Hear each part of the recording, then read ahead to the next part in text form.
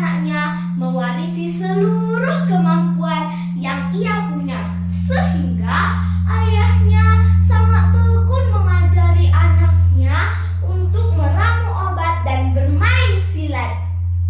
Pada suatu hari, ayah dan ibu mereka berjalan ke tengah hutan untuk mencari tumbuh-tumbuhan obat-obatan. Akan tetapi, saat menjelang sore, ayah dan ibu mereka belum juga kembali. Kakak beradik itu memutuskan untuk mencari ayah dan ibu mereka. Sesampainya di hutan, mereka terkejut melihat orang tua mereka telah tewas diterkam harimau. Kedua saudara itu dengan sekuat tenaga membopong kedua orang tua mereka untuk dibawa pulang dan dimakamkan. Usai acara pemakaman, Datu Dalu dan Sang Maima ingin membagi harta benda yang ada di rumah mereka.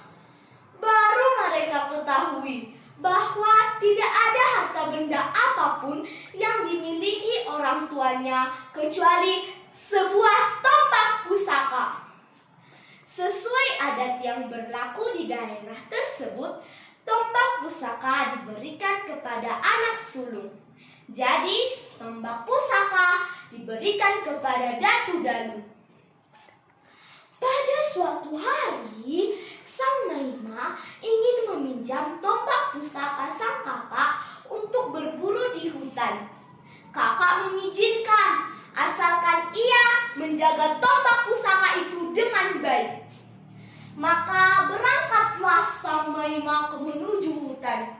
Dilihatnya seekor babi hutan berjalan di depannya.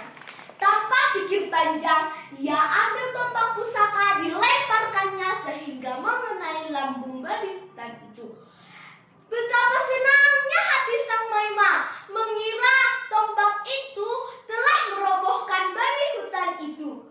Namun dilihatnya babi hutan itu berlari menuju tengah hutan.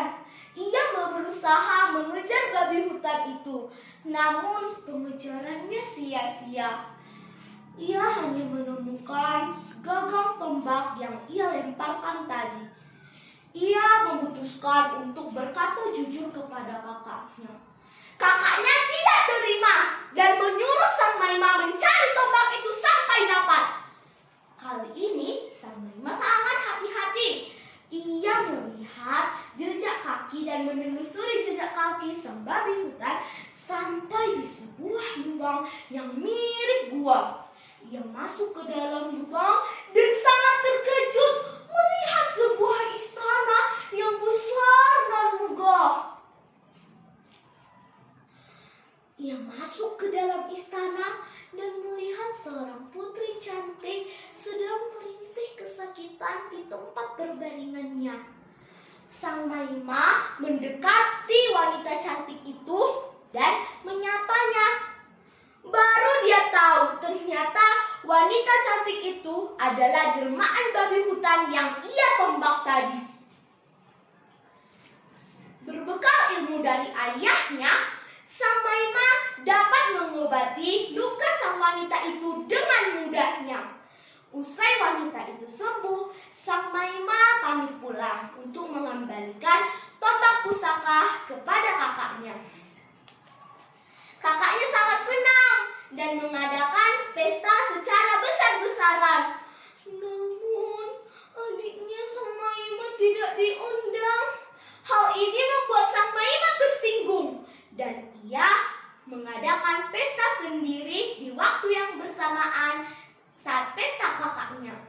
Pestanya Sang Maima ditarikan sebuah wanita yang mirip seperti burung. Wanita itu ditempelkan berbagai bulu burung di sekujur tubuhnya hingga menyerupai burung erna.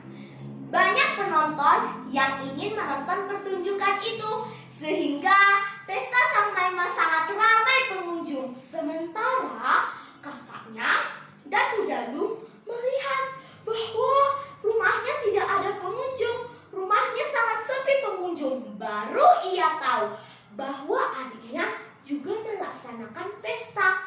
Ia berniat meminjam sang wanita burung kepada adiknya. Adiknya membolehkan, asalkan kakaknya menjaga wanita burung itu dengan baik.